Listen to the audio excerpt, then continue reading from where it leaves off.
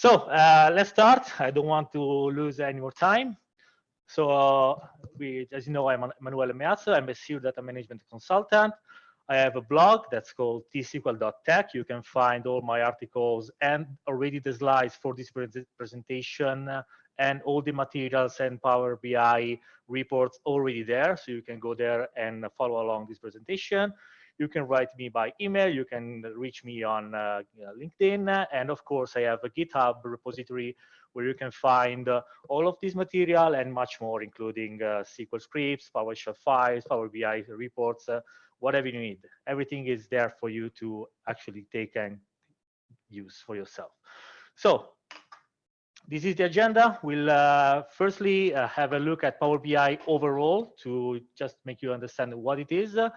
And then we go into the various components of Power BI, how to get the data, and then finally to the examples to how actually go in and do what we meant to do in this presentation. So let's start with the good news, Power BI overview. Power BI, as said, this is a direct quote from Microsoft, is a business analytics service that delivers insight to enable fast and informed decision. We're going to use it as an improper monitoring tool because, as you can see in the official definition by Microsoft, there is nowhere there is the word monitoring or anything else that's useful to us. But we're going to use it because it's free, it's on the cloud. You can read by a lot of data sources. You can customize it. You can easily visualize whatever you need to see. And then they have a tight release schedule, and month by month they keep increasing the feature, they keep adding new stuff. So it's a very a good product, and the background is based on SSIS tabular. So it's a known product for somebody that already works with analysis services. The good news is Power BI is not a monitoring tool. So good news first, it's not built for monitoring, it's a reporting tool. We're only using it for monitoring because, as we just said, it's easy to just take the data that we have and visualize it right away in a fast way, it's free way, and we can use it right away, and we can share the contents with everybody. Because a proper monitoring tool, it's a tool that you just open up, install, connect to your server, connect to your instance, or whatever you need to monitor, and it does the work for you. It shows you what he needs to show you. In this case, we're using something that expects us to get some data. So we're going to get the data ourselves. So you need to be somewhat in the knowledge of what's going behind the scenes in your system. For example, we need to know DMVs for SQL Server. We need to know Perfmon for monitoring Windows and whatsoever any other system.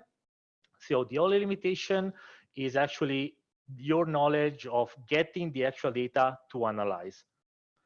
And of course, other than that, there are some limitations that we'll talk about later that makes using Power BI for some specific stuff that's not really a cool experience, but we'll talk about it later. Why are we using Power BI as a useful monitoring tool? Because of course, you can create some reports you can share it internally with your organization. So for example, I have some reports about performance, or reports about errors on the database, reports about the permissions, and I have all these kind of reports that are shared with my company internally, and everything is maintained internally. And this allows, for example, the developers, the system integrators, and whatever, to get to know information about the status of my system without having to ask me every time, because every time is do I have this permission, why is this error happening, can you see if at that time of the day there was something going on that was weird or something strange was going on. You can build reports for these commonly answered question, let's see, and share it with your team, and your team will just open up the report and do everything by themselves, saving you a lot of time and saving them a lot of time and giving them insights about what's actually happening on the system. And then, of course, you can actually centralize all the information as opposed to, okay, I have to ask to these people about this system, I have to ask about this other thing to this other person. No, you can create a single page, single report, and you can show it, and you can have an overview of everything that you need to see. Another thing that's neat is that for what we're going to use it, we can get away basically using it for free, because Power BI Desktop is a free tool. It's 100% free. You can download it wherever. It's on the Windows Store. It gets updated automatically, no problem. Updating and uploading reports on the cloud is totally free. Of course, you get a space limitation. That's about 1 GB per report. But for what we're going to use about it, it's super enough. You can embed, you can share the reports on the web. So you see on my blog, for example, I have a lot of embedded reports. I'm not paying a single dime, because it's on the free cloud and it can be shared everywhere on the net. So it's super useful. And even the automatic refresh of the data sets, it's something that's actually 100% free. So maybe you're going to ask, how is Microsoft then making money with Power BI? They're making money with some advanced features that are enterprise only, like apps and subscription and Power BI embedded, and actually collaboration in making the reports. But if you are a DBA, or if you are someone that needs to monitor some system, whatever they are, and you create one single report and you have the ownership on it, and you want to share it with anybody else without them having to modify it, then everything is completely free, and I use it all the time. So your question may be now, okay, but why should I use Power BI and whatever, as opposed to any other free monitoring tool? There are a lot of free monitoring tools, open source, or even some proprietary one for a small number of servers. The point is, let's say that you need to just quickly visualize some data, and you don't have any access to the machine itself as far as the ability to install some components, the ability to modify it, the ability to change the security permission to allow the monitoring traffic to pass through.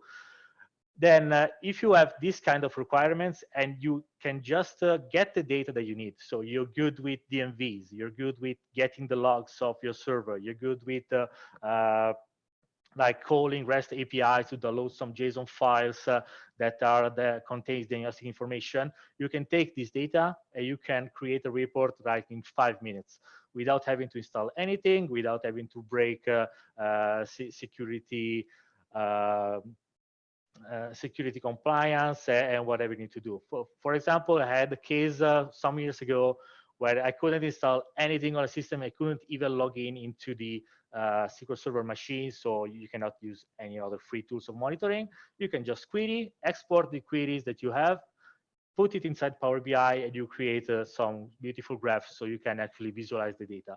Of course, you can do the same thing manually, so you can maybe get it inside Excel or do something similar, but Power BI is way more powerful for the type of possibilities that gives you. We'll see this just in a minute.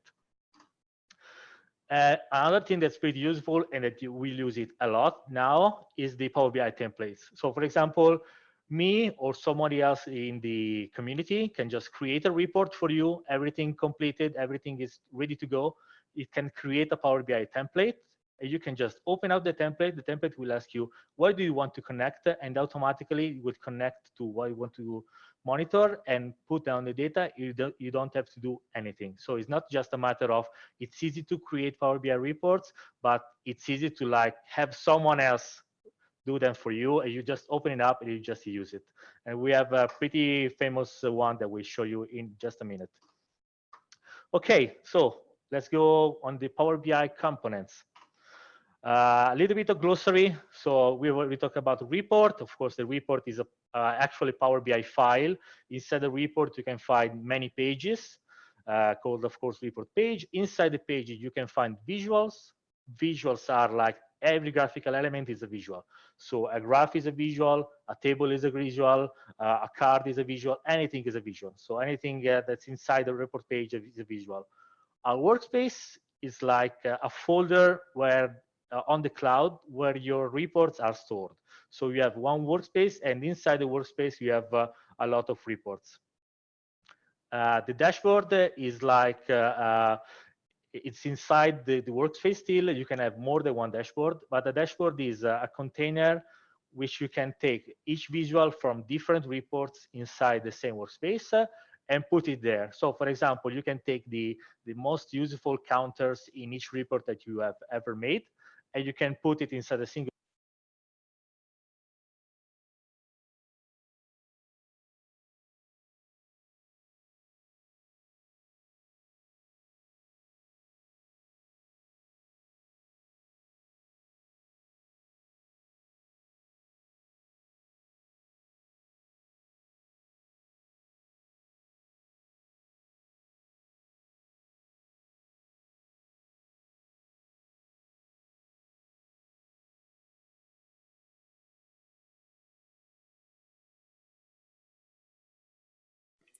Emanuele, I think your sound just cut out.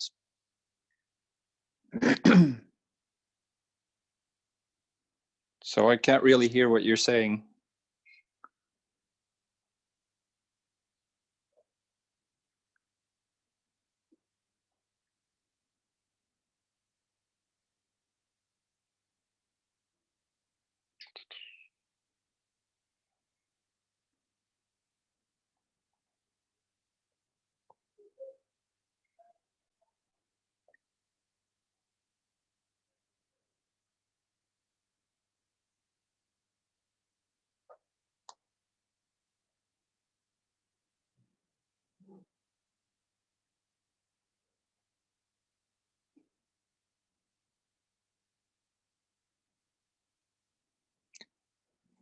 Okay, I'm trying to contact Emanuele because we can't seem to.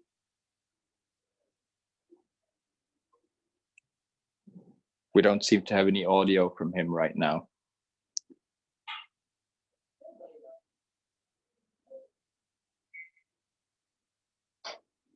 Let me see if I can just manually.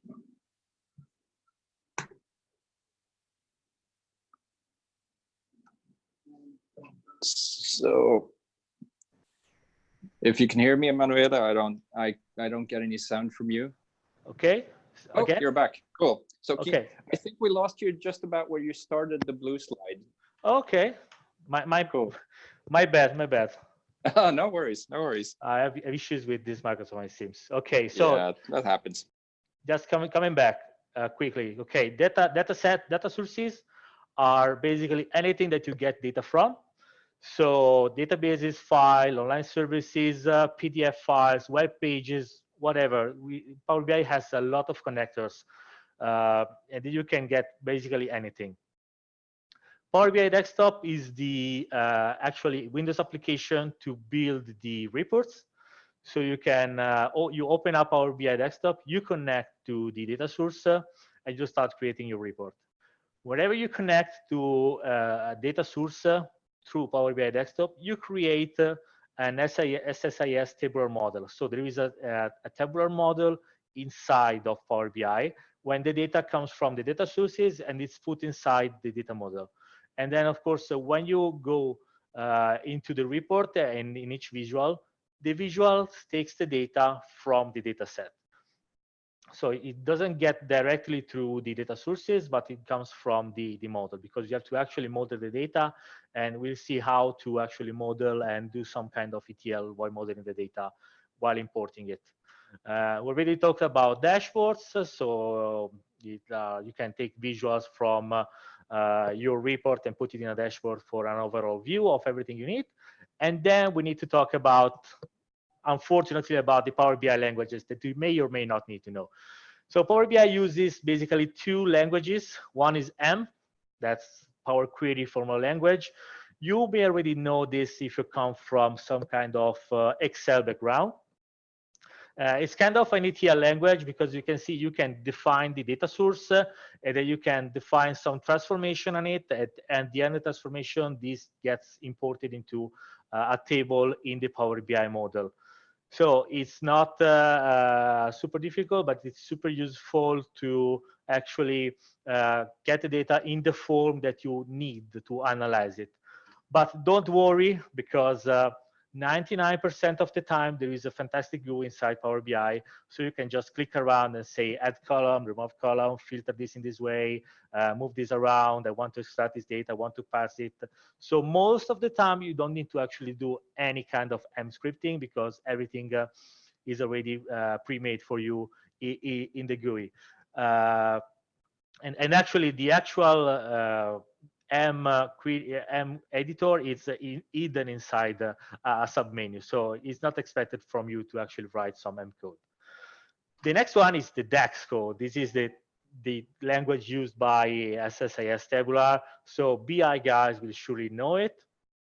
You can use it in Excel, Power BI too, and you can basically use this to create some measures. So you create some measures to analyze the data. But even in this case, for the type of analysis that you may want to do most of the time, you may not need any measure, because we just want to see the trend.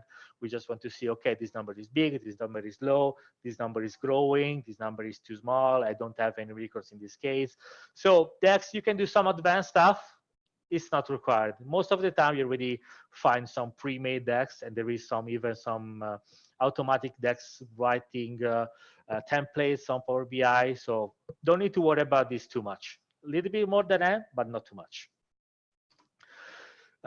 Two quick words on the storage mode about Power BI. So we have two mainly storage modes. One is the import that we already talked about. So the tables are cached. You get the data source, you import the data in the data model, and the data is there. It's cached there. So each time you need to see new data, you need to refresh the model, and the data stays there.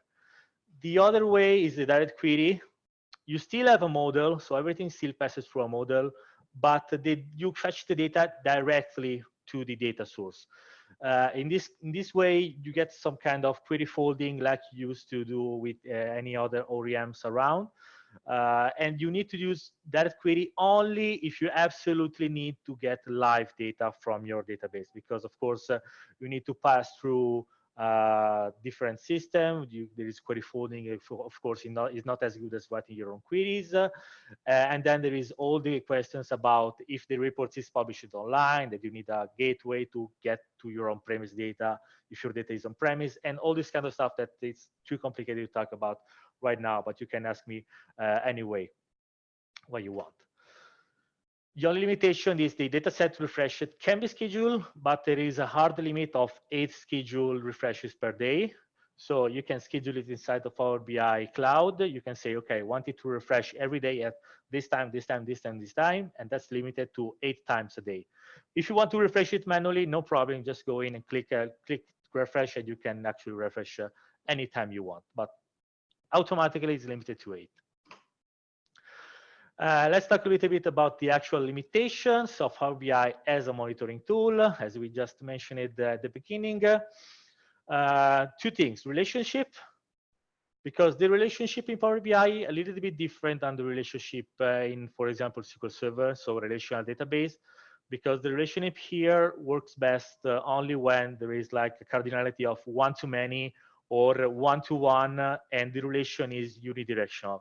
So for example, he's thinking about like a fact dimension and a fact table and a dimension table, and you can get like a one-to-many relationship between the others.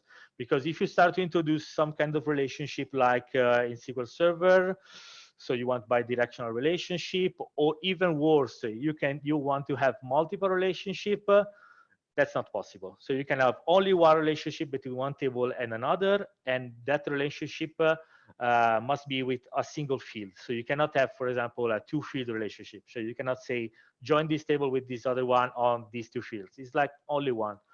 There are workarounds, of course. You can just concatenate the two fields that you want to join, one side and the other, and then do the work yourself, but it's not ideal. So be aware when you create the models for stuff like this.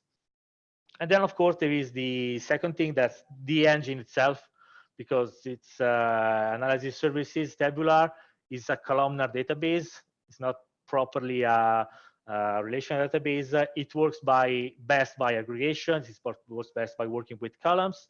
It doesn't work at best if you try to do something that's row by row like SQL Server. It's just as kind of performance too. And then, of course, if you ever go inside DAX, the syntax and logic is not like similar to SQL Server, because there is a different type of database. So you have a little bit of a learning curve. But if you want to do something, it's not impossible. It's just like, it's not like one-to-one with SQL Server. That's just it. Okay, so a quick view on how to get data. I just want to show you the lots of connectors that Power BI has. Just a rapid file you can get from file, Excel, CSV, JSON file, folders, SharePoint. You can get for any kind of database, on-premise or cloud, anyone, even Oracle. You can get from Power BI itself, so you can create a report from an existing report, or better else, existing data set. Of course, anything Azure. Of course, a lot of online services. As you can see, there are a lot of services that are from third parties too, because third party can develop their own connector and they just can connect to your Power BI application. And of course, if you're a big enterprise and you want to use Power BI for yourself, you have a custom application, you can develop your Power BI connector too. So you don't need to, it's not super difficult as far as I understand. And of course, all the legacy one like DBC, OLEDB, and even some exotic one like Python script and R script. So you can just like maybe write a machine learning model in Python or in R and then import the results inside of Power BI and then explore the results from there. It's like the possibilities are endless. So after all of this, finally, let's get our hands on and create an actual report. So I want to show you like from zero how it actually works. So I'm going to open up Power BI from scratch. Bear with me some seconds.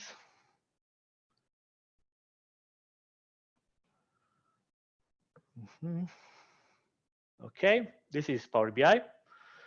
I just need to create a new report from scratch. So we'll just go here to get data. And I want to create data, to get data from my SQL Server database. So I will just choose my SQL Server database. I will just connect to it. Okay, I can choose a database or cannot choose a database. In this case, I would just want to show you that you can just browse around and get whatever you want. And then I have here a database that's called GroupBy, where I have two tables, one that contains weight stats and one that contains the weight stats categories. And I just want to import it. As you can see, it gets imported right away.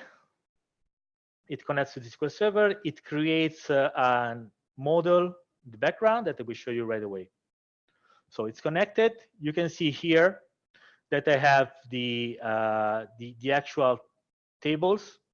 I want to show you by going here. Okay, this is a super bug. By going to edit queries, I can show you that I just got the data from SQL Server. These are simple tables. And eventually I can modify it like in this way. So you can see here, as I told you, with the M, I can group by like this conference. I can do any kind of modification, change the data type, replace value, pivot and pivot, split the columns. I can group by statistics, submit, whatever I need to do. So there is a lot of possibility here, but this is a super simple example. So I just want to show you that, for example, if I go here and I select table, and then I go here and click on the weight type and on the weight minutes, wait time minutes by minutes, I can show you that simply as that, I have this kind of data right away. And as simply as that, I can click on the graph right here. I can click on the date. I can click on the weight type. I can click on the time minutes by minutes. And then, as you can see, this is the default behavior because Power BI is a BI tool. So it expects to have like a data hierarchy of day, month, quarter, year. We don't care about it. So we have to choose and go back to a simple date. And as you can see, I have here my graph. It's not super beautiful because I get a lot of data that I don't need. So I can just create a filter here. Filter it by the date, and I can just filter down to the date and see whatever I need to see. Another thing that you can do is like custom visuals. So I can, for example, go to the marketplace And I have a lot of custom visual. I want to install it, something that will allow me to select the time with a greater precision. Because as you can see here, I only limited to the day because this is a BI tool. So the BI people expect just like, okay, how much did I earn this day? How many receipts I get this day, and things like that. They don't care about the weight stats in this particular minute. So that's something that we have to do ourselves. So I just imported this custom visual, and I can get the check date in this visual. And this visual is called a time brush. And if it's going to collaborate with me, okay, that fields, weight type, okay. You can see here that's way more precise, as I can filter down to whatever interval that I need to see. So it's a little bit better to actually see. And then the great thing about Power BI is you can hover down, hover up the actual graphs, and you can get every information that you need to see. So for example, this graph is async AO completion. And in this particular minute, I waited 0.99 minute by minute. So maybe I'll need to have a look at that. This is backup IO, and this is backup buffer, and whatever. All the data that I need to see. As you can see, you can move around visual, you can resize them, you can even change the visual type. So for example, let's make this a pie for some reason. Nobody likes pies, but that's the way we roll. So this is all the things that you may need. One thing that I want to show you as far as limitation goes is that you can go to the model, and as you can see, the model, we actually got an automatic relationship between the weight stat categories table and the weight stats deltas table. So this is a one-to-many relationship, and as you can see by this little arrow, is a unidirectional relationship. So if I create a filter, and then I go here to the weight stats categories table, and then I say, okay, let me select weight category, I can just filter down by the single weight category type. And as you can see, I didn't do anything. It was all automatic for me. So all these are the latch weights, all the when I don't have any, or the locks, and whatever I need to do.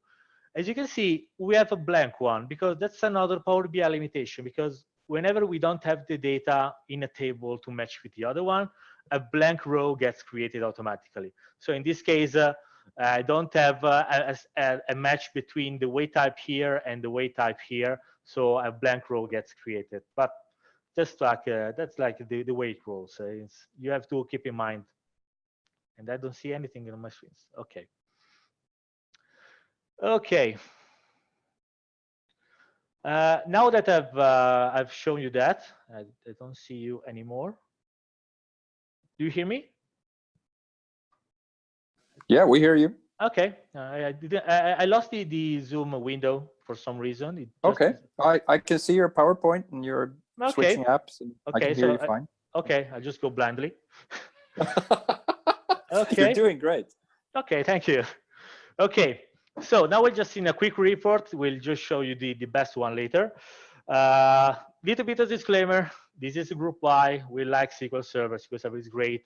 But anything that I'm saying to you right now, it can apply to anything, whatever you need to do. So we're going to look about SQL Server, DMVs, extended events, whatever we need to work around.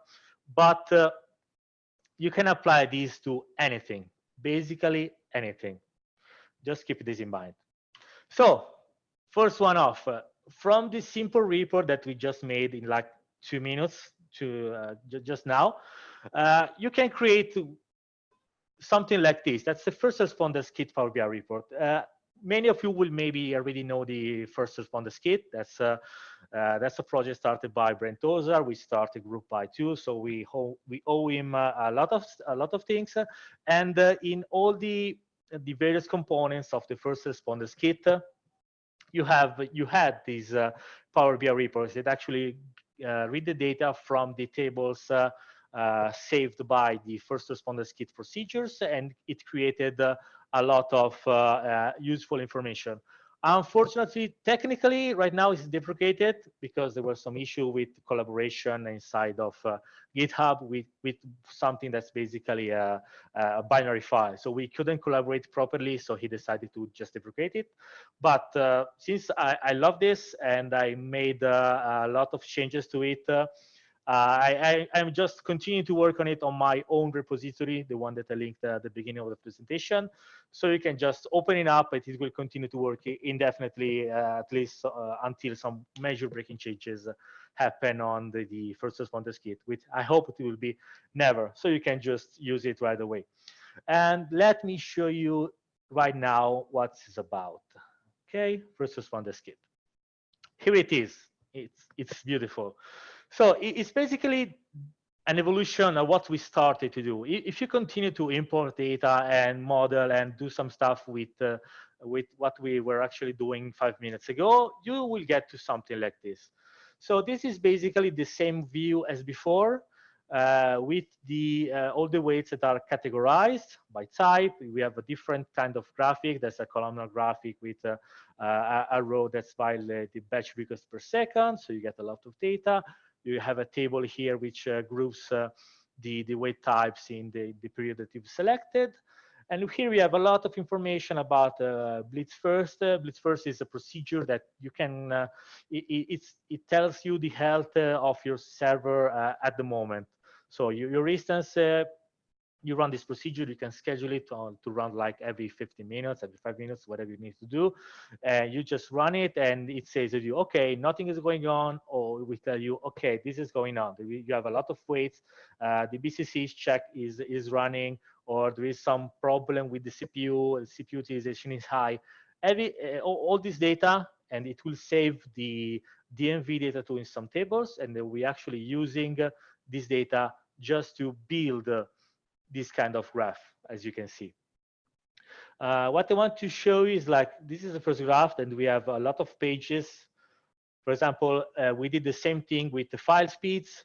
So here I simply get the data from the file stats DMVs that are saved by Blitz First in the file stat deltas table. I just imported the table and I created a graph, and I can see right away in this time interval what was going on about read and write source in my file system.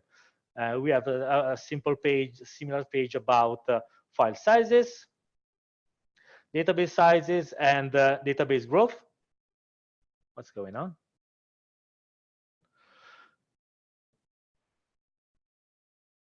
Okay, I don't know if you see it too, but my monitor is like blinking black. Yeah, it turns black and then it comes back. So, okay. So I think you're good. Okay, let's continue. So file sizes, growth. In this case, I go here, I see that my tempdb had a growth event. This is not good, so I will actually go to check it and see why tempdb was not configured in the right way and why it's growing.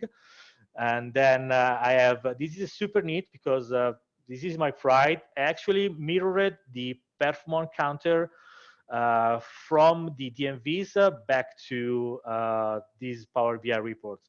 So I have a lot of data here about coming from the sys performance counters DMV, and I'm just graphing it, and I have all the different kind of counters. In this case, is the lock request per second in this time frame. So I can just see that in this time frame something was really going on, and I have way too many lock requests in this time frame. So I really need to check out my server and why I did something so awful to my server.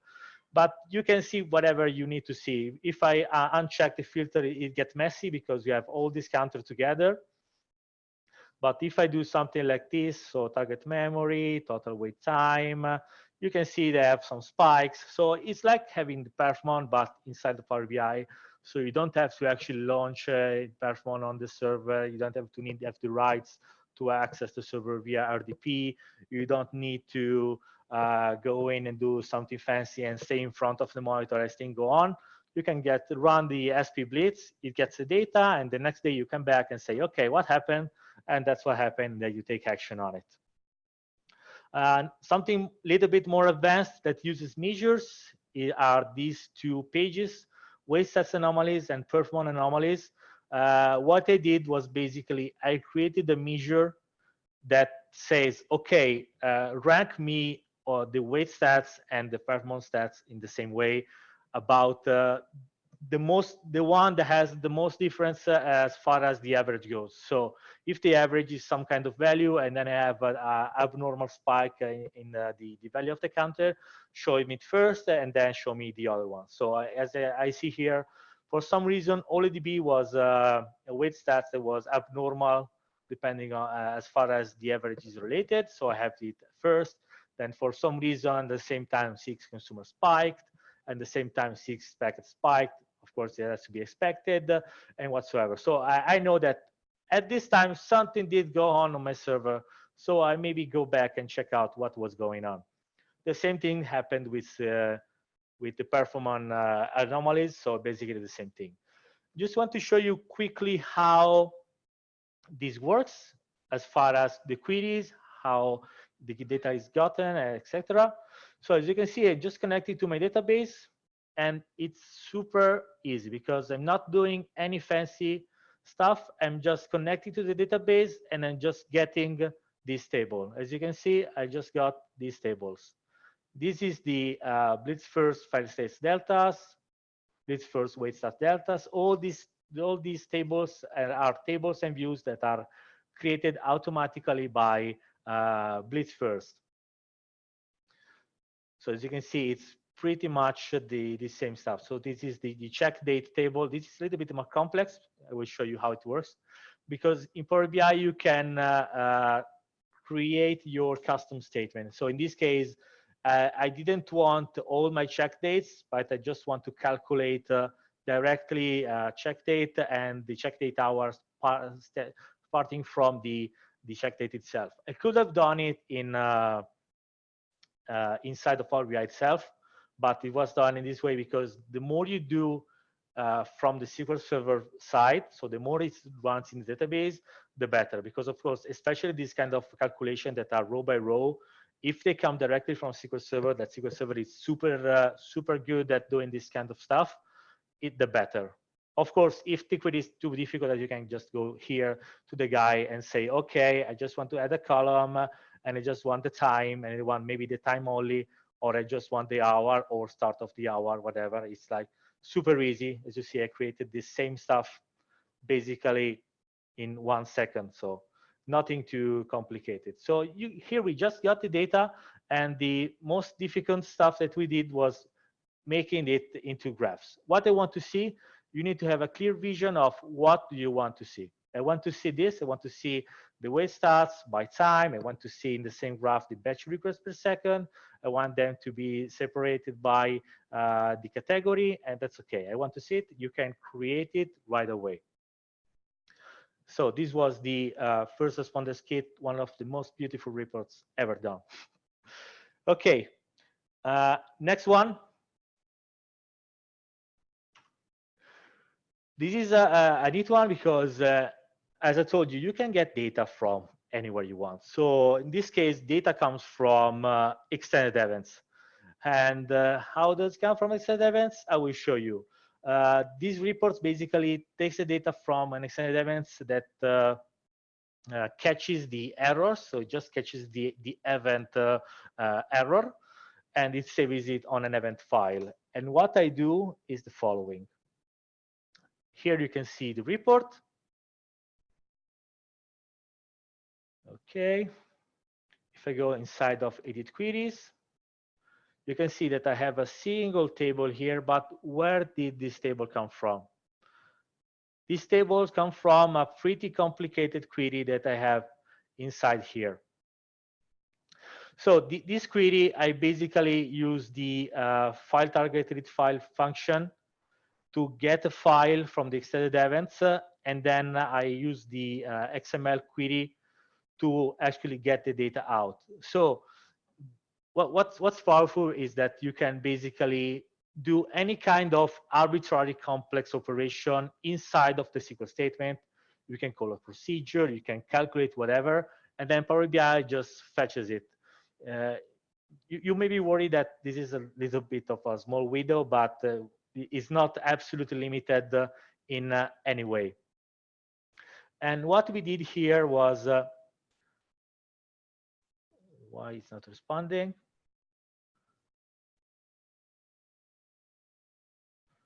I don't know why it's not responding.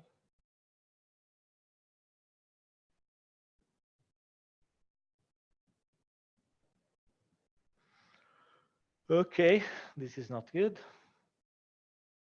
Okay, finally. Too many Power BI windows open. Because every time you open a Power BI desktop, it creates an SSIS Power BI, SSIS tabular model in the background. So I maybe be over provisioning my RAM. I do not have enough RAM to actually have all this time, all these Power BI reports open at the same time. But now that it got to its senses, as you can see here, I just got the data from my extended events, and in the extended events, I caught of course, the message, the client app name, database name, username, whatever. The neat thing that you can see here is that if I have the error here, I can hover with my mouse, and while I hover with the mouse, it shows me the query. This is another powerful thing that Power BI can do, and it's super easy to do, because you can just go here. As you can see, this is the tooltip that I see here, because you can create a page and then you can define it as a tooltip page, and then you can go to your visual, go to the formatting option of the visual, go to tooltip, and then you can say, what do I want to see as a tooltip? Do I want to see the default one? So basically the data that you already see in the table, or the report page. If you choose report page, you can actually say which page. In this case, I have only one. And automatically, when I hover here, it passes the context of this row. It passes the context to the other page, and the other page is displayed here. So this is a super useful things to do, because I don't need to have like maybe another column with the query. I don't need to have maybe the query in another page, or I don't have it, because I can just go around and then I can just go here and see, okay, this is what's going on. This is the error that I have right away. And then I just inserted here a few simple graphs. And of course, making the graph is super easy, because here I just selected the pie chart graph. And then by the errors, it's just the username by the number of errors. As you can see here, Power BI likes grouping. So whenever I import some values inside of a visual, it tends to automatically group by something. In this case, I've said to him, okay, this is the errors, and I want the count distinct of the errors. So in this case, it just tells me the count distinct of the errors by username. Because if I did something else, maybe for example, sum, for example, anything else, not count distinct, you see that the result changes. And you have, as you can see, all kind of different aggregations. So maybe if you're interested, for example, in an average measure that's being plotted on a graph, or you need to have, for some reason, the standard deviation of something, everything is built in. And Power BI actually likes more working on aggregation than working on row by row statements.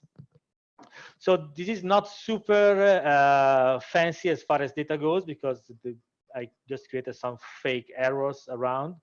But as you can see here, I have these the graphs. I have some filters. If I select the filters, it gets filtered automatically, as you can see here. But in this case, is not something complicated, because it's just working on the same table. So of course, it works. The other thing that you can notice is that I can filter even by clicking on visual. So if I click on the user here, you can see that it gets highlighted here, and here I have only its data. So filtering is not just limited to the actual filter element of the Power BI report, but you can filter by every element. I can filter here, I can filter here. As you can see, any other visual, any other table, and anything gets updated directly live in the same way. So it's like super powerful. Even if you don't want to put this kind of filters here, you can just work around with whenever you need to do. Of course, you find this one and the other files if you want to like explore it in a different way on my blog, so you can just get it and use it right away.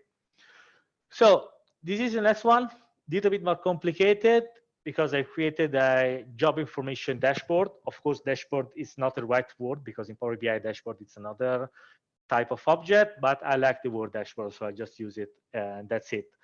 You can get you can see they have a more in-depth article linked down below. So if you want to explore this more, you have all the single details there.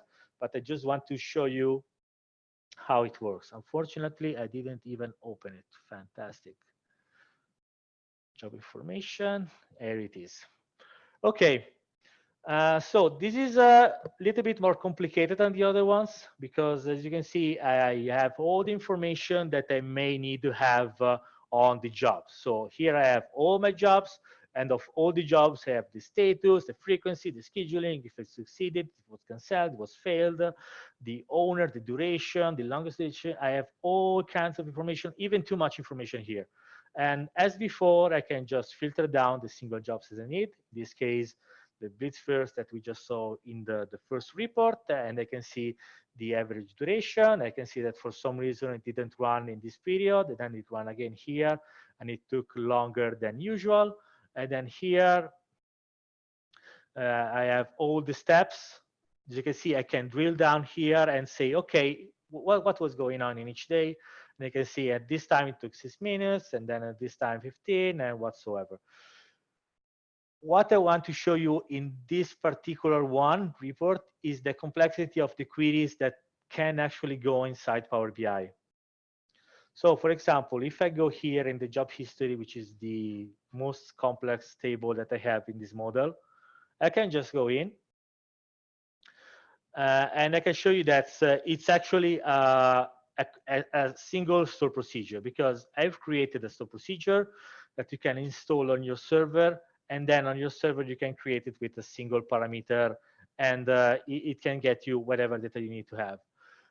What I wanted to say is this kind of approach can be good for you or can be good for you because as you can see in the previous one, the extended events report, we had a complex query, but it was embedded completely inside of Power BI. So if I ship to you the Power BI template, you can just open it up and it will connect to your instance and it will get you the data that you need. No question asked. In this case, you need to install a store procedure inside of your instance. So there are two different approaches that have each one a different benefit and a different type of issue. In this case, of course, maintainability is a great one because I can just put this procedure on GitHub and people can collaborate with me and we can update it and I can update on my server without having to modify my Power BI report. On the other hand, if I have to actually go in and put this on a new server, I need to first install the store procedure on the server. The user that runs the store procedure needs to have the permission, and I may or may not be allowed to do that. So depends on the aspect. On the other way, if I had all the queries inside of the Power BI report, it is good for portability, of course, but of course, maintainability is not as good because as the issue that we had with the Power BI report for the first responders kit, it's an issue to maintain binary files. You cannot get any history. This window is way too small to edit something. You can miss stuff. So each one has its own kind of pros and cons. Going on other pages of this report, you may recognize this one from the first responders kit because this is the same approach. Job anomalies is simply if a job has taken way more time than usual, than the average, then show me here and rank it as the job that deviated most from the actual usual duration. Then I have here some wins about maintenance plans. which is basically the same report that you get on Management Studio using the maintenance plans report, but it has way more colors and it's way cooler because you can filter things around in a very faster way. So it's way cooler in this way. Top end job list. This is same stuff as the reports in Management Studio, but here same things because these are basically the same queries because I just run these events. I catch the queries that the Management Studio runs, and I just pasted it inside my store procedure. So you can be assured that's basically the same thing, but you get some additional formatting as far as the duration goes. Then of course you can order it whatever you want. It's interactive. You can filter it, of course, in any way you want. So it's always better in this way. Okay, I will quickly go to the next one since the time is almost running out. Permission information dashboard. This will go super fast, but it's super useful for me because as you can see here, I have basically a big table that contains a lot of data. And in this case, I took the opposite approach as far as the query goes, because if you can see here, I do not use a single store procedure, but I have a lot of code inside of this Power BI report. And as you can see in the code, I have like variables, dynamic SQL code, temp tables, dropping tables, creating tables, doing all kinds of stuff. The only thing that's important is that at the end, you just return something so Power BI can read it.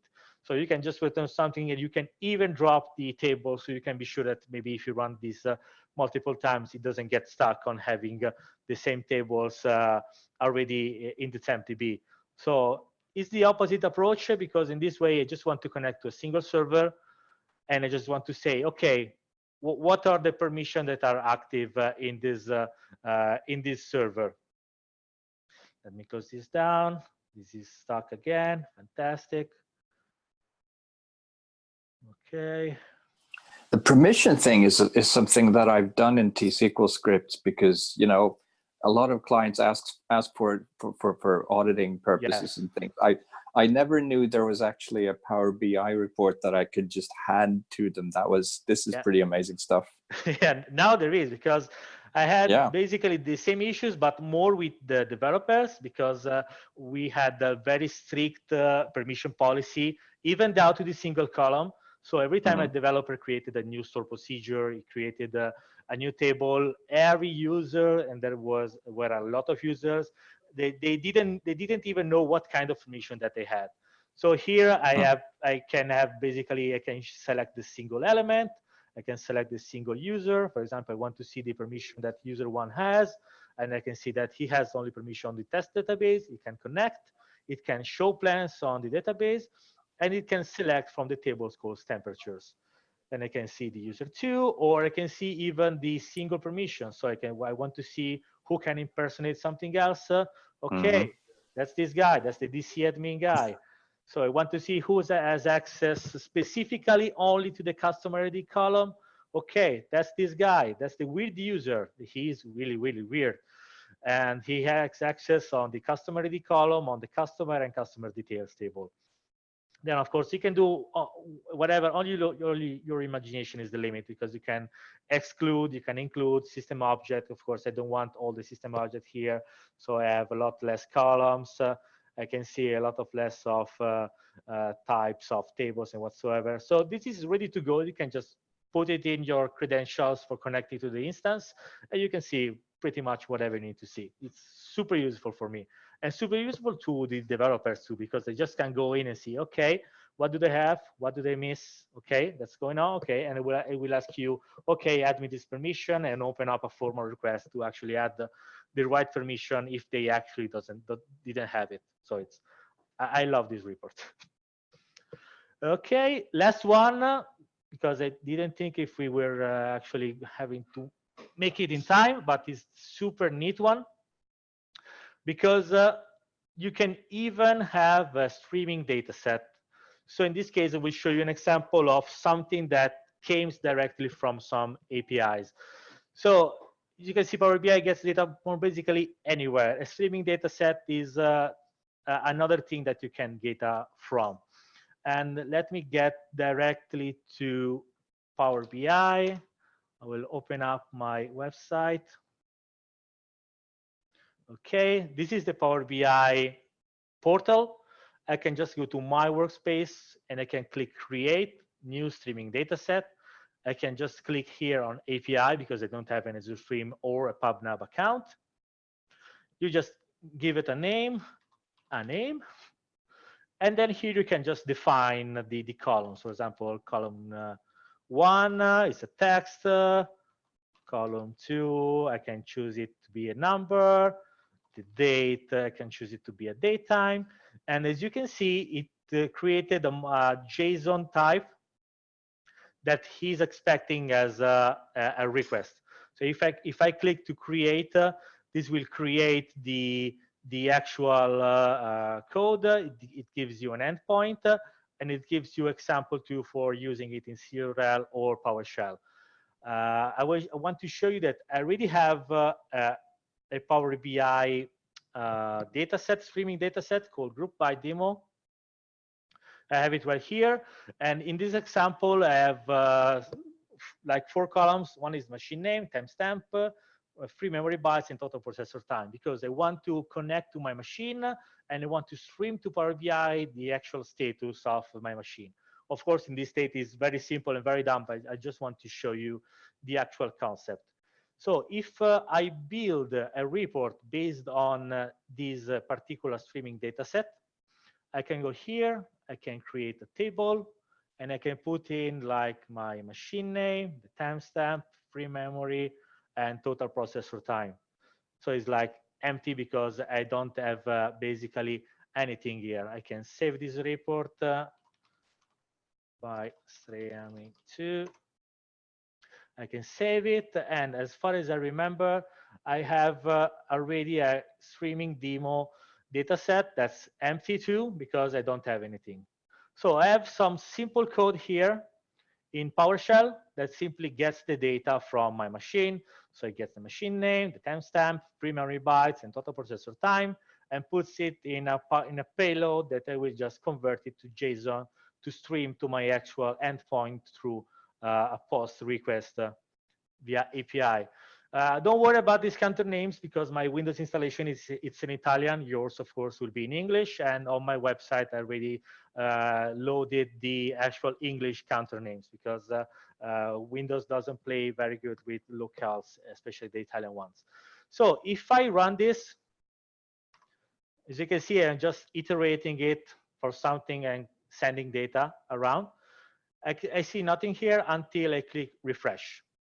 You can see I'm getting some data. I'm clicking refresh again, I'm waiting some seconds. As you can see, I'm starting to get some data. The neat thing is that if I take this data and I pin it to a dashboard, so for example, I have an existing dashboard called demo, and I pin it right here, and then I go to that particular dashboard. Okay, dashboard demo. Here I can resize it right away.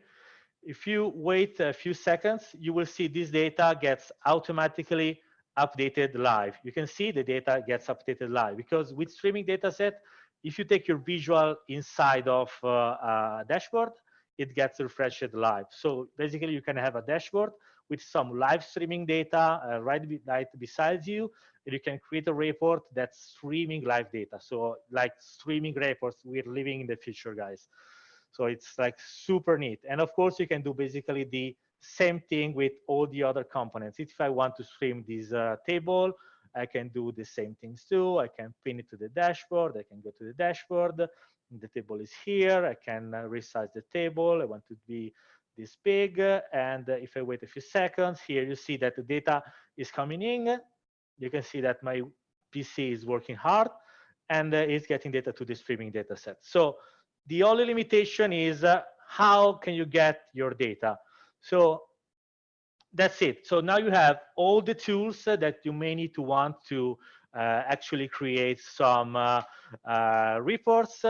Just remember, Power BI is super powerful. You're just limited to the data that you need to get. You get the data, it can come from anywhere, and you can create a report and you can monitor basically anything.